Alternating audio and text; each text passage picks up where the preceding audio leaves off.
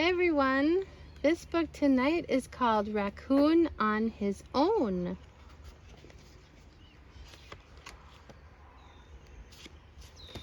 In the dark swamp, a new day dawned like a sleepy eye, opening slowly. A small wooden boat floated, nudged against some mud. You see the snake? The mud was soft and sandy. A mother raccoon with her young came to dig and search for food. I'm keeping an eye on that snake. Where's he going? Mother found a crunchy crawfish. See the crawfish? Yeah. Two of the young raccoons dug for crawfish near the boat. The third young raccoon was not hungry. He wanted to climb. The hungry raccoons quickly dug up all the mud around the boat. With no sticky mud to hold it, the boat began to float away. Uh-oh. The raccoon in the boat looked up. A chill ran down his spine. He was drifting in the boat alone. He was on his own for the very first time. Afraid to jump into the dark water, he stared back at the mud bank. The boat silently carried him downstream. Oh, he's so cute. That'd be scary. The raccoon reached up to grab a sturdy branch and climb out of the moving boat, but the branch was too high. The boat glided under another branch. This branch was low enough to climb, but the raccoon saw the shape of a long snake draped across the branch, and he ducked down.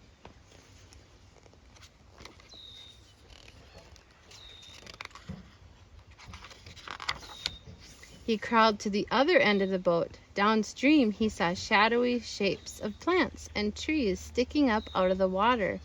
The raccoon looked down into the dark stream and saw a raccoon looking back. His reflection kept him company as the boat moved along through air so still, on water so smooth. Yeah. As the boat passed through a bunch of water lilies, something huge made a splash. Look at that.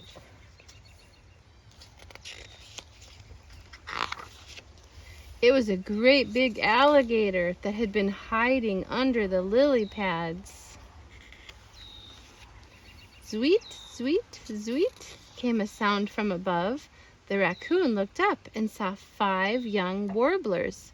Sweet, sweet, sweet, the birds called down. The raccoon chirred back. 3 tiny turtles swam up to the boat. The raccoon reached into the water to touch one turtle's shell. All 3 scattered away. A mother merganser paddled by, leading her 9 little ducklings. The raccoon watched the ducklings swimming close to their mother. I've never heard of that kind of a duck. Merganser, I think. Suddenly, the boat jumped into another mud bank and stopped. The raccoon saw his family coming to meet him. He ran to his mother. And just like that, they were all together again, downstream. So they followed him down the river and met him at the end. Yeah.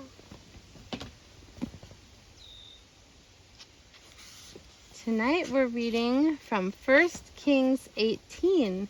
Who is the true God? For 3 years no rain fell in Samaria. All this time God took care of Elijah. Then God said to him, "Go and see King Ahab again. I will soon make it rain." When the king saw Elijah, he shouted, "There you are, the biggest troublemaker in Israel." "No," said Elijah, "you're the troublemaker. You are not supposed to worship Baal. This is against the Lord's commandments."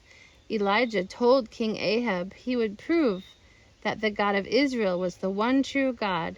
He told the king to call together the prophets of Baal and meet him on the top of Mount Carmel.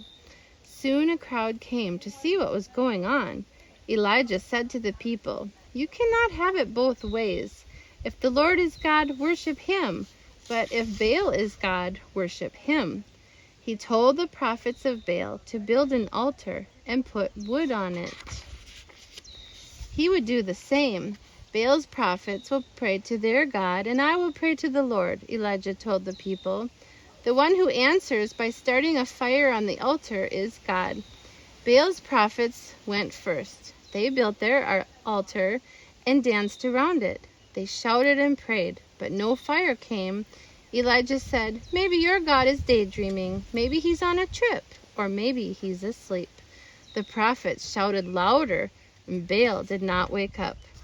Then it was Elijah's turn. He built his altar with 12 stones and placed wood on it. Then he dug a ditch around the altar. Elijah told the people to pour buckets of water over the altar to make it good and wet. The water filled the ditch.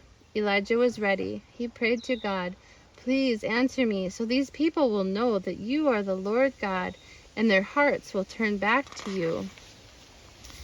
At that, Elijah's altar burst into flame. The fire burned the wet wood and stones.